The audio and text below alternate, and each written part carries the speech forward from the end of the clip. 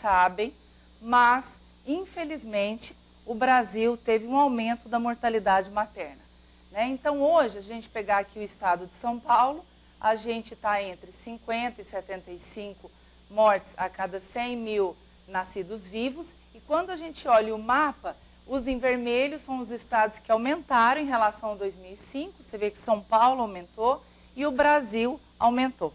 Então, isso reflete muito alguns pontos que não foram cuidados para a redução da mortalidade materna. Por exemplo, contracepção é um deles.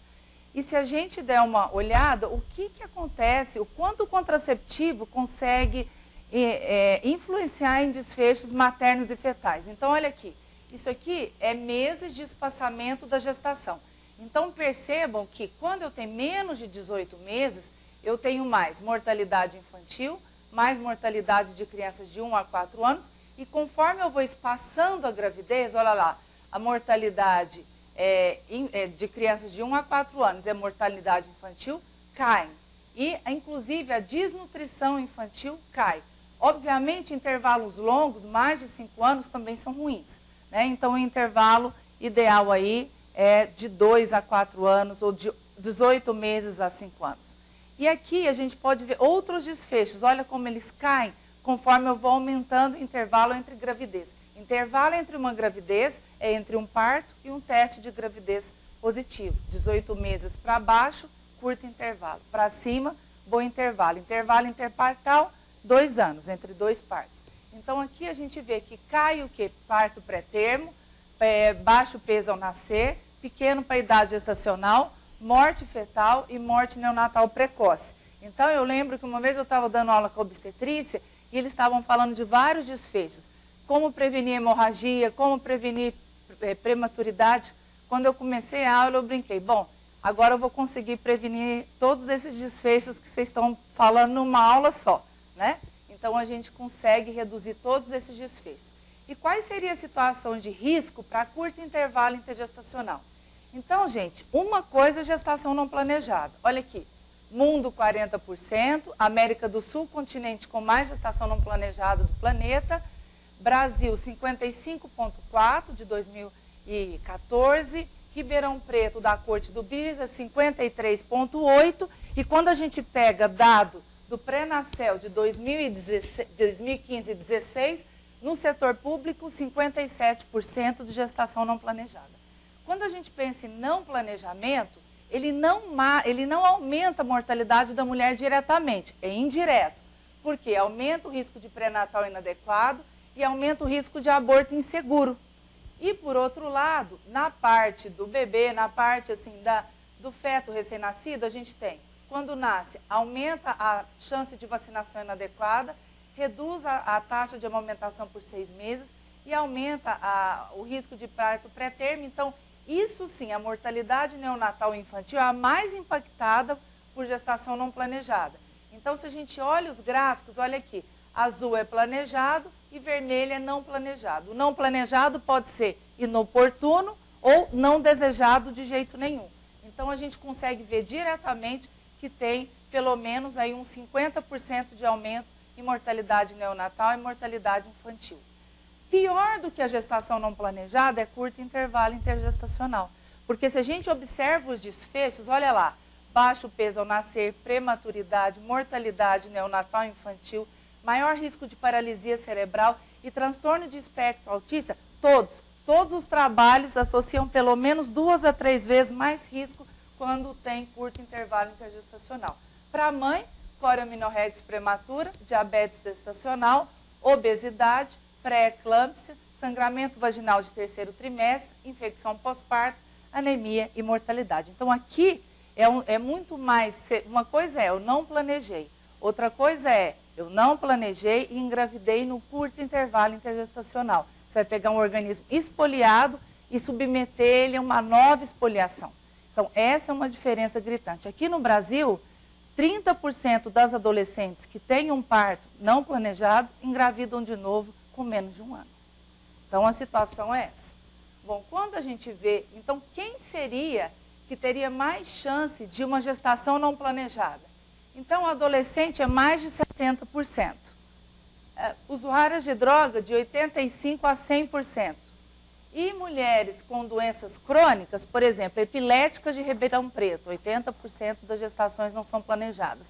Transplantadas do estado de São Paulo, 93% das gestações não são planejadas. Lúpicas, 80% das gestações não são planejadas. Mostrando o quê? Que a gente está falhando em ajudar essa mulher a escolher o melhor momento para ela engravidar. Muitas vezes o médico não sabe o que faz, principalmente nas mulheres com doenças crônicas, então ela acaba ficando com métodos de baixa eficácia. HIV, que é uma gestação extremamente cara, mais de 70% das gestações brasileiras são não planejadas. Bom, e o que a gente deve oferecer e quando iniciar? Então a gente tem 2 momentos para a gente oferecer a contracepção, no pós-parto imediato e na visita de 4 a 6 semanas do parto. Lembrando que a gente tem até 40% das puérperas que faltam na visita pós-parto. Esse é um ponto-chave. Se ela vai faltar, o que vai acontecer? Ela não vai ter a contracepção. Então, a gente vai focar no pós-parto imediato antes da alta. E o que a gente tem que levar em conta para apresentar os contraceptivos que a mulher pode usar no puerpério? Então, a gente tem que ver a eficácia, impacto na amamentação, impacto na coagulação, impacto na saúde infantil e neonatal. Aqui a gente pode ver a questão da falha. A mulher que precisa de contracepção nas 6 primeiras semanas, porque a gente sabe que mesmo que ela não amamente, ela começa a ovular a partir daí, é alguém que esquece. Porque se ela não esquecesse, ela não tinha razão nenhuma de começar no pós-parto imediato. Né? Então, esses métodos aqui são os métodos que a gente chama de curta duração. Vocês podem observar que o preservativo tem 10 vezes mais falha, pílula, anel e adesivo tem 30 vezes mais falha, injetáveis 30 vezes mais falha, e aqui, marcados em vermelho, são o que a gente chama de métodos contraceptivos reversíveis de longa duração, que a taxa de falha não muda se é usado de maneira típica, ou seja, que seria o jeito que o povo usa de forma imperfeita, ou a forma perfeita, porque elas são iguais. E se a gente observar, por exemplo, o DIU hormonal, é como se, eu sempre falo para a paciente que é como se ela fizesse 2 laqueaduras. O implante é como se ela fizesse 10 laqueaduras. Então, muitas vezes a gente se apega a um método irreversível, que na verdade não é o que é mais eficaz. Quando, mesmo eu pensando no DIU de cobre, a taxa de falha dele é muito semelhante. Bom, coagulação. A gente sabe que o maior problema é as 6 primeiras semanas. Eu tenho um aumento de 20 a 84 vezes na chance de trombose, em média 60. Ela é muito pior nas primeiras 3 semanas. Então, se isso é importante para eu começar a contracepção, eu não posso dar uma coisa aqui que dê trombose. Por isso que nas 6 primeiras semanas a gente deve evitar método combinado. Então, a gente sabe que método de progestágeno não tem aumento de trombose venosa e arterial. E os últimos trabalhos têm mostrado que o injetável trimestral pode ter um aumento de trombose venosa, mas os dados são de baixa qualidade. A última revisão também da Sociedade Europeia de Cardiologia mostrou exatamente esse cenário. Então, a gente sabe que os métodos de progestageno não aumentam, com exceção do AMP, que pode ter um discreto aumento, mas os estudos são de baixa qualidade. Bom, agora, e a questão da amamentação? Porque a gente falou que eu tenho que preocupar com a trombose, a gente já disse que só eu não usar estrogênio resolve esse caso, e a questão da amamentação. Então, esse daqui é um estudo que fez com Mirena. Eles se perguntaram o quê? Se eu inserir o Mirena logo, imediatamente, da equitação placentária, ou com 6 semanas, eu vou ter alguma diferença do tempo para descer o leite e para a amamentação de 2 a 6 meses? E aí, o que a gente viu? O Mirena não influenciou em nada, nem na pojadura e nem na porcentagem de mulheres que amamentaram até 6 meses. Esse estudo é importante porque existia um anterior que falava que, na verdade, o Mirena reduzia a taxa de mulheres que amamentam até 6 meses, e claramente era um viés, porque se os outros não alteram, esse que vai liberar menos hormônio vai alterar de que forma, né? Bom, e aqui os dados que existem do implante foram todos de Ribeirão Preto. Então, o primeiro a gente mostrou, né, um trabalho, eu, a Silvana foi o doutorado da Jordana, a gente mostrou que, na verdade, o volume de leite ingerido pelo bebê, né, nos primeiros 14 dias, não muda se a mãe dele recebeu o implante logo imediatamente pós-parto ou se ela recebeu só depois de 6 semanas. Então, a gente vê que o volume de leite não muda e é super difícil de medir isso aqui. Isso aqui a gente tem que medir, isso é a forma a melhor forma de medir o leite do bebê, é você coletando, você dá um deutério para a mãe, que é um hidrogênio pesado, colhe saliva do bebê quase todos os dias. Colher saliva do bebê é quase um trabalho de preso, porque você fica horas para colher 1 ml, e aí você estima se o deutério que o bebê tem, que é o hidrogênio dele, se o hidrogênio dele é só deutério ou tem o hidrogênio normal. Porque se tiver hidrogênio normal, ele está bebendo água. Então, ele está tomando fórmula, ele está tomando um suquinho, ele está tomando um chazinho. Então, na verdade, a gente sabe, isso é a melhor forma de medir leite. Então, aqui, a inserção do implante no pós-parto imediato não alterou a quantidade de leite materno ingerido pelo recém-nascido nas primeiras 6 semanas. Por que só 6 semanas? Porque depois a gente já sabe que não altera. O problema era o pós-parto imediato. E a questão agora do crescimento do bebê, porque a gente só tinha trabalho de crescimento depois de 6 semanas. Estrógeno eu já não vou poder usar nas primeiras 6 semanas, então isso não interessa esse caso. Será que o progestágeno, quando eu coloco o progestágeno de forma que o bebê, que o recém-nascido, vai ingerir desde o primeiro dia de vida, será que isso muda o crescimento? Então, na verdade, a gente comparou também daqui se a inserção precoce do implante até 48 horas do parto versus a inserção convencional ia alterar o crescimento infantil no primeiro ano de vida. Então, o que a gente viu? Então, olha aqui, o peso não altera, a altura não altera, a circunferência craniana não altera e a circunferência do braço não altera. Então, o crescimento infantil não muda nada. Pode começar cedo, pode começar tarde, que não vai mudar. E o padrão de sangramento? Como que fica quando eu começo o método de progestágeno precocemente? Isso aqui a gente está em submissão no contraception, né? Está favorável, a gente vai para a revisão agora. E a taxa de amenorreia, desde o primeiro trimestre até os últimos 3 meses do primeiro ano, é maior do que quando eu insiro o implante fora do período puerperal. Então, a gente tem mais de 50% de amenorreia e vocês percebam que o sangramento prolongado é 2%, é bem baixo. Então, 91% das mulheres ficam satisfeitas e a taxa de continuação em um ano foi 98%.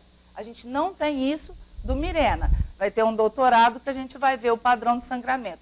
Mas, provavelmente, a gente vai ter essa mesma repetição de uma alta taxa de amenorreia quando a gente começa o método de progestágeno precocemente. Bom, então a gente sabe que eles são seguros, eles são mais eficazes, e aí, o que isso impacta na economia? Então, só da mulher começar que seja um implante ou DIU no pós-parto imediato, existe trabalhos, isso são dados americanos, a gente precisa de dados brasileiros, olha lá, para cada 1.000 mulheres em que o uso do implante foi feito pós-parto, a inserção no pós-parto imediato evita 191 gestação não planejada e economiza $1.263.000 comparados com a inserção convencional em 3 anos. Por quê?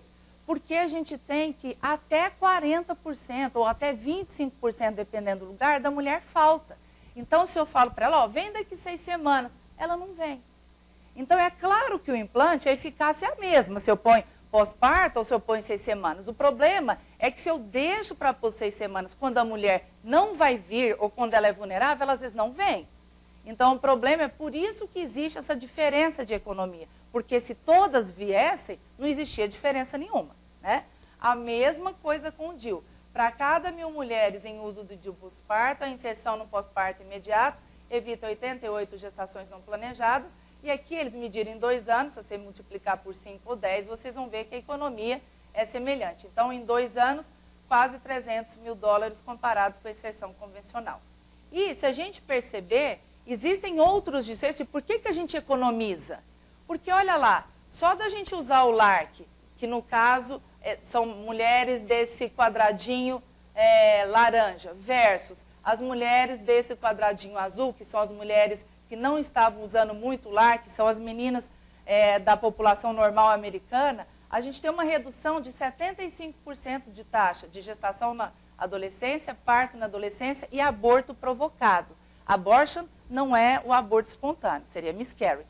Só lembrando, para vocês terem uma noção, o Brasil em 10 anos caiu só 10% da quantidade de gestação em adolescente. Aqui em 3 anos caiu 75%. Então vocês veem o poder da gente aumentar a oferta de LARC, né? E aqui eu trouxe, claro, não é pós-parto, mas isso ajuda, para vocês verem o que acontece quando tem mais oferta. E o pós-parto é o momento de ter mais oferta. No Colorado, eles implantaram LARCs, subsidiado ou gratuito, para mulheres jovens. Olha o que aconteceu com a taxa de parto. Caiu 60% em adolescentes. Caiu 60% com abortos provocados. Nada é mais eficaz para aborto provocado do que ter LARC à disposição. E mulheres de 20 a 24, 35% de queda de taxa de parto e 41% de aborto provocado. E existiram outros desfechos que eles mediram, tipo a idade do primeiro parto, quantos por cento caiu, quanto foi a porcentagem de redução de um segundo parto, mulheres que tiveram bebê sem segundo grau, quanto que foi a redução de curto intervalo intergestacional. Mas olha aqui, olha isso aqui, 70 milhões de dólares foi a quantidade que foi economizada no Estado. E não era todo mundo que usava LARC, era uma coisa que passou, vamos supor, de 2% de LARC para 20% de LARC. Isso aqui não é todo mundo usando LARC, é ampliando, né? E às vezes o pós-parto é o momento. E o que a gente tem de recomendação no uso do método no pós-parto? Então a gente sempre vai usar a tabela da OMS, 1 e 2 eu posso usar, 3, o risco é maior que o benefício, eu só vou usar se não tiver outra coisa, e 4, eu não uso de jeito nenhum. Então, gente, para quem está começando, onde eu acho isso? Eu posso baixar os apps, tanto em Android quanto na Apple, eu tenho o CDC Contraception, eu tenho o da OMS mesmo, e quem tiver animado pode digitar no Google e baixar o livro, que tem quase 300 páginas, e também procurar, né? A gente pode escolher. E aí, lembrando, gente, que existem pequenas diferenças entre o CDC e a OMS. Na verdade, quem faz os critérios do OMS é o CDC também, só que ele faz atualizações mais frequentes, de modo que tem algumas diferenças entre esses dois. Então, vamos pensar em métodos hormonais. Na mulher que amamenta, nas 6 primeiras semanas pós-parto, meu maior medo é trombose, aqui é 4, e usar AMP nas 6 primeiras semanas é 3 por quê? Porque não tem estudo. E qual é o medo de usar esteroide nas primeiras 6 semanas? É administrar esteroide para um fígado que ainda está completando a maturidade. Então, só é liberado o método que tem estudo. Então, por isso, o que é liberado? Pílula de progestágeno, implante e os DIUs, que a gente vai falar depois. Tá? Então, mas lá na Matra, às vezes, a gente dá um injetável trimestral. O 3 não é proibido. O 3 é quando eu não tenho nenhum 2, eu posso dar o 3. O que eu não posso dar de jeito nenhum é o 4. De 6 semanas a 6 meses, eu só evito o combinado, porque quando foi feito esse guideline, não existia dados de segurança no volume de leite, quando eu administrava combinado, e nem no desenvolvimento e crescimento do bebê, do RN, claro, criança, né? Porque ele chega até 6 meses. Então, eu posso usar a pílula de progestágeno, injetável trimestral, implante, e passou 6 meses pós-parto, todos os métodos podem ser usados. Quando ela não amamenta, o meu único medo aqui é trombose, o resto eu posso administrar. Passou de 6 semanas, eu não tenho preocupação nenhuma em quem não amamenta. Então, se a gente olhar grosseiramente os métodos hormonais, menos de 6 meses eu não uso combinado, mais de 6 meses eu posso usar qualquer método, se a mulher amamenta. Se ela não amamenta, menos de 6 semanas no uso combinado e mais de 6 semanas todos. Na questão do DIU, menos de 48 horas pós-parto eu posso usar qualquer um dos dois. A gente viu que o DIU com levonorgestrel não reduz o volume de leite.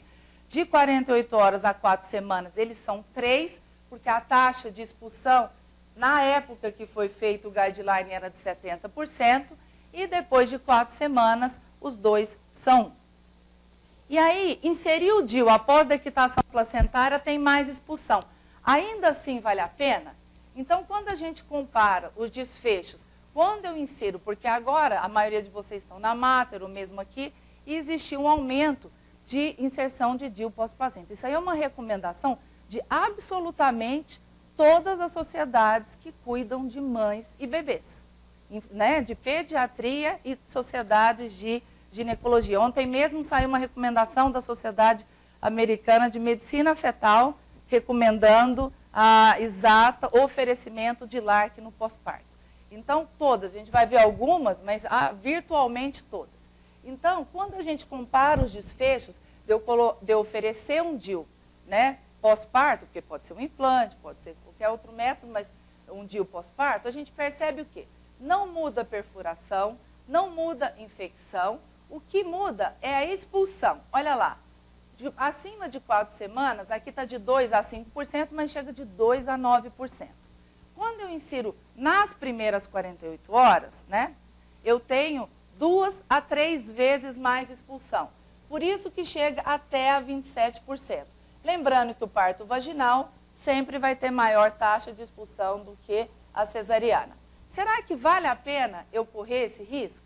Então, olha lá, eles fizeram um estudo que eles pegaram mulheres e randomizaram para vir depois de 6 semanas ou pôr no pós-parto imediato. Então, olha lá, quem foi randomizado para o pós-parto, 100% recebeu o DIU de cobre. Aquela que eu mandei vir depois de 6 semanas, 48% não recebeu.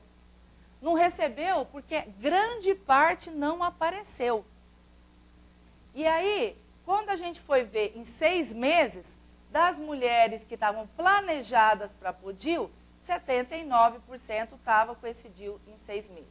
Já daquelas que eu planejei pôr com 6 semanas, o total só 47% chegou com esse DIU. Por quê? Grande parte não apareceu. Então, quando a gente pesa, apesar desse grupo ter menos expulsão, também tem menos comparecimento. Por isso que aquela mulher que deseja, ela tem que ter a possibilidade de inserir. Porque depois a gente deixa para 6 semanas, ela não comparece. Né? Então, esse aqui por um dos slides. Então, aqui, quem que a gente tem que hoje está recomendando? Sociedade de Medicina Fetal, a gente tem o Colégio Americano de Ginecologia e Obstetrícia, a gente tem a FEBRASGO, a gente tem a Sociedade Europeia de Contracepção, a gente tem o USAID, a gente tem, na verdade, a FIGO, Federação Internacional de Ginecologia e Obstetrícia. Então, essa é uma prática que a gente tem que deixar disponível. Se a mulher vai querer ou não, isso cabe a ela. A gente não pode obrigar. Né? Um ponto muito importante para métodos irreversíveis e de longa duração é evitar a coerção. Porque às vezes eu falo, nossa, ela é muito vulnerável, tem que pôr um implante nela de qualquer jeito. Será que ela quer? Então a gente tem que tomar muito cuidado para a gente não ultrapassar o sinal vermelho, que é o desejo da mulher, que isso é garantido em lei. Okay? Então, qualquer dúvida, eu estou à disposição.